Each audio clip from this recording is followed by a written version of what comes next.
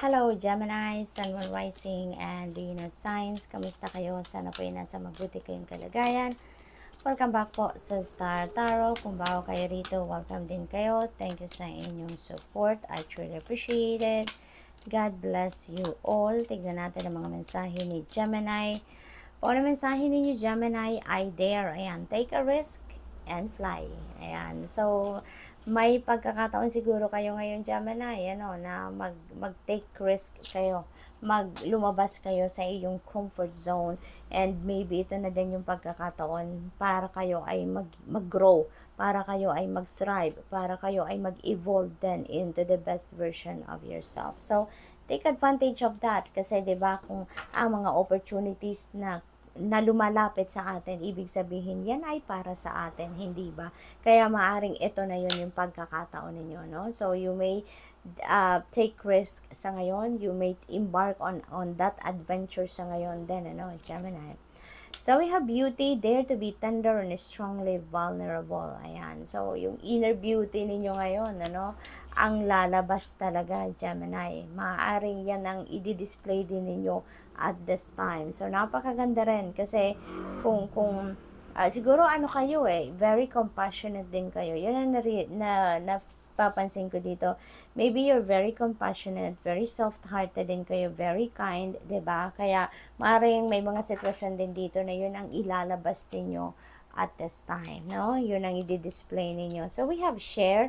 The BCB should still make time for each flower. Ayan. So speaking of sharing, no, of blessings, siguro Gemini talagang kahit anong meron kayo, hindi ninyo mapigilan na hindi kayo magbigay. Kahit ano ang meron kayo, kung ano ang kaya ninyong i-share, sinishare ninyo, no?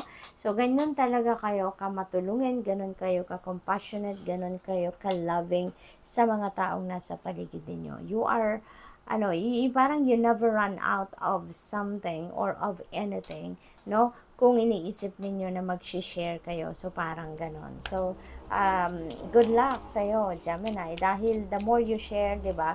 The more you give, the more you receive din naman. So, mas bibiyayaan kayo ng Divine Universe ng kahit ano, no? Para na mapunan kung anong mga pangangailangan ninyo, na pangangailangan ng pamilya, and also so that you would have extra din para makapagbigay ulit kayo. So we have reflection, friendships in your life may come to an end. Ayan. Some of your friendships, no, may come to an end na. So maaring meron mga pakikipagkaibigan or meron kayong mga friendships dito na magtatapos na dahil 'di ba, ganun talaga ang buhay. May mga people come and go sa buhay natin. Meron tayong mga kaibigan at some point na nandiyan sila at a certain period of time because they have a mission sa atin and we also have a mission towards them. But when that mission is done, no, may mga pagkakaibigan na nag-fade away na lang. May mga tao sa buhay natin na umaalis na, nawawala na, 'di ba? Sa buhay natin. May mga ganong kaganapan, And maybe ito na 'yon, no? May mga friendships kayo ngayon na magtatapos na because the mission ninyo for both of you, ay tapos na, no? Others could blossom and become stronger. Mayroon din namang mga friendships kayo sa ngayon na magbo-bloom, magbo-blossom, mas magiging deeper, no? So may mga ganun sitwasyon. Natural lang 'yon because people come and go talaga sa buhay natin, no? When our mission to that person is done, automatic yan, mag-fade away na yan, mawawala na yan, unti-unti, mawawala na yan sa circle natin, no? And that's normal. We have difficult times. Ayan, be on your guard against chaos as unforeseen perils or emotional upheaval are foretold. Ayan, so, mababantayan nyo pa to, Gemini. Maiiwasan nyo pa kung ano man ang mga posibleng mga chaos or difficult times, no, na maaring dumating sa inyo. Mababantayan nyo pa yan, maiiwasan nyo pa yan. It's not happening yet, diba? It's not happening yet, pero ngayon pa lang magagawa ninyo ng paraan para hindi na yan dumating. You know, kung if that message resonates with you, you would know kung ano ang mga maaaring magdulot ng problema sa inyo sa ngayon, no? You can anticipate that as well. Kasi 'di ba, lalo sa mga pagdedesisyon ninyo, if you make a mistake sa pagdedesisyon ninyo, then for sure magkakaroon ng problema 'yan, 'di ba? Kaya kailangan pag-isipan mabuti. Every move that you need to do right now, pag-isipan ninyong mabuti. Always check in with your intuition. Tune in with your intuition para nang sa gayon, magabayan kayo ng universe kung ano ang dapat, kung saan kayo dapat papunta, ano ang dapat ninyong gawan. Yung ganun ba, no? Gemini, para maiwasan ninyo kung ano man ang posibleng difficult time na ito. Alright? So, what else? We have achievement. Enjoy the limelight. You've earned it. Although on the family front, someone's health could cause some secret worries and sleepless nights. Ayan. So, maybe, you will be on the spotlight sa ngayon, no? May success, may tagumpay kayo dito na makakamit sa ngayon, Gemini. Pero sa kabila ng tagumpay na yan, sa kabila ng pagiging sikat ninyo, parang hindi ninyo yan mai-enjoy ng 100%, 'di ba? Parang hindi rin kayo makakapag-focus 100% on that because maaaring meron ditong kamag-anak kayo, kapamilya na meron na balitaan kayo na siguro may iniindang sakit, or alam mo yun, yung may problema siguro siya, no? Pwede rin hindi naman physical na problema, no? Pero merong iniinda, no, na sa buhay. Kaya maaapektuhan din kayo sa ganon, no? Kaya hindi rin kayo makakapag-enjoy talaga 100% sa kung ano man ang success na tinatamasa ninyo ngayon. Dahil may kalungkutan kayong mararamdaman. May stress din kayong mararamdaman na gawa ng kung ano man ang bigat din na nararamdaman ng kung sino man ito sa pamilya. So, good luck, Gemini, and that's all I have for you for today. Thank you for watching. Love and light. Namaste. Hello, Libra, Sun, Moon, Rising, and Venus signs. Kamusta kayo? Sana po yung nasa mabuti kayong kalagayan. Welcome back po sa Star Tarot. Kung bago kayo rito, welcome din kayo. Thank you sa inyong support. I truly appreciate it. God bless you all. Una mensahe ni Libra ay adapt. You will get yourself where you want to be. Ayan. So, you need to be adaptable at this time. Or posible din na adaptable kayo, flexible na kayo yung dati, Libra. Kaya this could be a guarantee sa inyo na makakarating ka kung saan ka man dapat makarating because of your flexibility and your adaptability. So, we also have radiance. Ayan. Keep your head held high and follow the sun. Ayan. So, yung radiance ninyo dito, alam mo, napaka-gaganda din ng inyong mga katangian. Ano? You're very flexible, you're very adaptable, hindi kayo bumabali, no? Basta-basta sa mga difficult situations. Tapos, napaka light-hearted din siguro ninyo, 'di ba? Napaka-positive din ninyo, Libra. Kaya, alam mo, magiging successful ka talaga kapag kaganyan yung parang you are full of optimism and enthusiasm, aayunan ka ng universe, suportahan ka niyan, no? Kung napaka-positibo ninyong tao. Look at that, 'di ba? Magtatagumpay talaga kayo. So, kaya sabi ko na talagang tutulungan na ayunan kayo ng universe para kayo magtagumpay. Look at that. Talagang makakarating ka sa inyong patutunguhan dito, Libra, and where you are heading is success, no? Merong naghihintay na tagumpay sa inyo dito, Libra. So, this is really beautiful. Kung ano man to, no, Libra, kung ano man tong endeavor na to na gagawin ninyo, or kung ano man ang current ninyong ginagawa, no, you can expect success sa bagay na yan. So, hang on, ayan. Ayan. Alright. So, we have challenges. Ayan. Take time out from problems or conflicts or approach softly to avoid making matters worse. Ayan. So, maybe ang iba sa inyo siguro meron pinoproblema ngayon or meron mga conflicts na i-encounter sa ngayon. So, approach softly. Maging very adaptable naman kayo. Kaya kung ano tong mga challenges na to, nako, malalagpasan ninyo agad yan. Easy peasy, walang problema, no? Parang hindi ninyo ito iindahin kasi you are positive thinking people. Very, very, kayo, high vibe kayo, Libra. Kaya, ano man ang mga problema na yan, no? Talagang marunong na kayong kung paano yan i-navigate. That's why, you are still going to succeed, no? Sa kung ano man ang problema na to. Mapagtatagumpayan nyo yan, masusolusyonan ninyo yan, alright? So, we have assert yourself, go for what you want, okay? The time is ripe for soulmate connections. Birth of a child is also likely. So, meron ditong manganganak sa inyo, Libra. Kung hindi man kayo, baka yung person ninyo, or maybe someone close to your heart, kapamilya siguro ninyo, kaibigan, no? Ang maaaring magkakaroon or magwo-welcome ng bagong baby dito, Libra. So, go for what you want, Libra. No? Pursue whatever you want. Kung ano yung gusto ninyong mangyari sa buhay ninyo, dahil kung yan naman ay for your highest good, for sure, the divine universe is going to support you. Susuportahan ka, tutulungan ka para yan ay mag-manifest sa buhay ninyo. Kaya, go for what you want. Kung ano man yan, go for it, okay? We have tough and trying times. Tough times ahead. Think long-term and make decisions accordingly. Avoid negative people at all cost. Ayan. So, hindi makakatulong sa inyo if you are going to surround yourself with negative thinking people. Kaya, subukan na ninyo yan, pag-aralan ninyo yan, na tanggalin sa buhay ninyo kung ano yung mga negative people na surrounding you, Marites, Marisol, mga ganun ba? Yung mga low vibe people, no? Alam nyo naman yan, malalaman nyo naman yan kung sinong mga yan, na hindi maganda ang epekto sa inyo, hindi maganda yung impluensya sa inyo. You would know that, kaya anuhin nyo na yan, tanggalin nyo na yan as much as possible sa buhay ninyo, okay? So, you really need to, think about kung ano yung mga magiging desisyon ninyo sa ngayon. Mag-ingat kayo sa pagdedesisyon.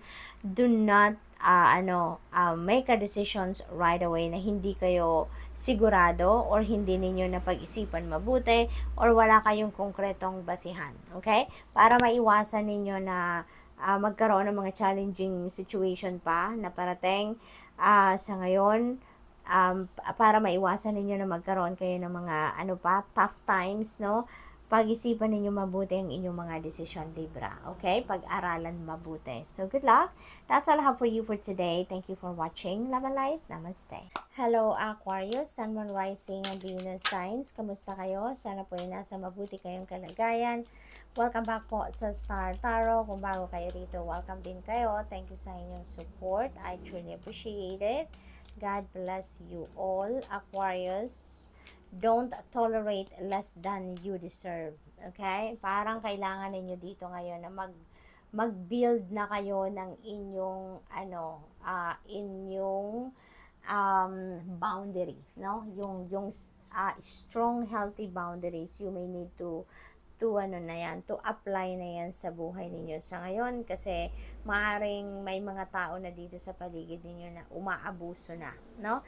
Maybe they're going beyond their limits na at hindi na yan healthy para sa inyo din, 'di ba? At saka yung pagsiset naman ng healthy boundaries, Aquarius, that is really important din sa kahit anumang klaseng relationship, hindi ba? Nakakatulong yan para mas maging stronger, mas magiging closer, may respeto kayo sa bawat isa kahit anumang klaseng relationship ang meron kayo. Okay? So, we have release, lighten your load, Aquarius. Maaaring mabigat, no, ang inyong bitbitin sa ngayon. Maaaring challenging situation ang meron din kayo. Posible din na marami pa kayong mga emotional baggages, resentments, anger, or mga emotional wounds pa na bitbit pa ninyo for so long na maaaring may ganun kayo. Or posible din na physical load ito. Maaaring marami kayong obligasyon, responsibilidad sa pamilya, maaaring lahat-lahat ay nasa inyong balikat, maaaring lahat-lahat ay kayo ang gumagawa sa bahay, posibleng ganun din ang ganap dito, Aquarius, okay? So, you're being advised here to lighten your load. pagaanin naman ninyo ang inyong bitbitan, Aquarius. Pagaanin ninyo ang inyong nararamdaman. You yourself is the first person na talagang makakatulong sa inyong sarili. Okay? Sometimes, mindset lang yan. Sometimes, really, it's our decision, it's our choice. Hindi ba? Iniimbitahan kayo dito na lighten your load so that mas makabalik kayo sa balanse, mas maging magaan ang inyong pamumuhay, mas maging magaan ang inyong pakiramdam, magkaroon kayo ng inner peace. You know, Aquarius, maybe that is what you need right now. Okay? So, what else? We have wallflower. Look for the crack in the concrete to find your way out. So, posible talaga na meron dito mga challenging situation na pinagdadaanan ng iba sa inyo, Aquarius. And don't focus on the problem itself, okay? Don't focus on the challenges itself, but look kung saan ang silver lining ng inyong dark circumstances na yan. Hanapin ninyo kung ano yung silver lining yan, ano yung positive aspect ng inyong sitwasyon sa ngayon. Because even in the darkest circumstances sa buhay natin, Aquarius, there is always a positive aspect to it. There is always a silver lining to it. So, dun tayo mag-focus. Yun ang paghugutan natin ng inspirasyon, ng motivation, at tignan natin kung ano magagawa natin para masolusyonan natin ang problema or para makalabas tayo sa dark circumstances na kinabibilangan natin. Okay? So, what else, Aquarius? We have planning. Now is the time to lay down the foundations for your future. Ayan, hindi bukas, hindi sa makalawa. Ngayon na, may mga opportunities na kumakatok sa inyo dito para makapag-lay na kayo ng solid foundation para sa inyong mga future plans. Okay? So, financial gains also are more than likely. Napakaswerte ninyo pagdating sa inyong kaperahang aspeto dahil meron kayong mga financial blessings na parating, no? Maaring ito din na magiging daan din, yung mga financial gain na yan, ang magiging daan din para makapagsimula din kayo, makapag-build na ng inyong financial future, ng inyong financial empire, hindi ba, Aquarius? So, that's really beautiful. We have love life, and affairs of the heart could cause future problems, but take heart as difficult situations will be resolved by a good decision this week. Ayan. So, love life, maaaring magdulot ng problema sa inyo ang current na love life ninyo. Pero, mapipigilan ninyo ito ngayon, by making good decisions sa ngayon, mariresolve kung ano man ang problema na yan or kung ano man ang magiging problema na yan sa love life ninyo. So, pag-isipan ninyo mabuti ang inyong mga desisyon sa ngayon, kung paano ninyo ninanavigate ang love life ninyo sa ngayon, pag-isipan mabuti before you make a decision, before you say something, before you do something, kailangan na pag-isipan ninyo anong magiging epekto nun, sa person ninyo or sa relationship ninyo itself, 'di ba? So, we have burnout. Your hard work will see results, but your health needs to be maintained. So, check in with your doctor, dentist, and health professional and try to maintain a healthy lifestyle. Ayan, Aquarius, sobrang sobrang stressed out na siguro kayo. Meron na nga kayong release energy. So, most likely, burnout talaga ang nararamdaman ninyo sa ngayon. Maaring na sobrang busy kayo sa trabaho, sa career, tapos may bit-bit pa kayo na load sa pamilya. Mabigat din siguro ang bit-bit ninyo load pagdating naman sa mga duties and responsibilities ninyo sa pamilya. Kaya talagang parang bigat na bigat ang ganap sa buhay ni Aquarius sa ngayon. So, maaaring magbunga na maganda ang inyong mga ginagawa, ang inyong trabaho, karera, negosyo, pag-aalaga ng pamilya. Maaaring magiging maayos ang lahat, maaaring magiging successful kayo sa mga ginagawa ninyo. Pero, parang mako-compromise din ang inyong well-being, Parang hirap na din ang inyong katawan at ang inyong isipan, emosyon, 'di ba? Kaya, habang siniswerte kayo doon sa areas na yon, magbumunga ng maganda ang mga ginawa ninyo or may mga pinagtatrabahuan ninyo. So, ngayon, step back muna kayo from that, no? Dahil tagumpay na kayo dun eh. Pahinga naman kayo. Mag-step back kayo ng kahit konti lang sa mga bagay na yun at asikasuhin nyo naman ang inyong pangangatawan. Okay? Now is the time also to, mag-make bawi naman kayo sa inyong sarili. Give it to yourself naman ngayon na makapag-recharge kayo, makapag-rejuvenate kayo, recuperate, and makapag-refill kayo ng inyong sarili. Okay? So, kung kailangan ninyo magpa-check up sa doktor, kailangan ninyo ng dentista, kailangan ninyo ng paramedical na mga tao, professionals, no? Go for it, no? Take action, magpa-check up na kayo, magpa-treatment kayo, magpa-therapy kayo, whatever you feel that you need, no? Gawin ninyo para sa sarili ninyo, para paghanda muli kayo para sa next day's challenges, hindi ba? So, good luck. That's all I have for you for today. Thank you for watching. Love and light. Namaste.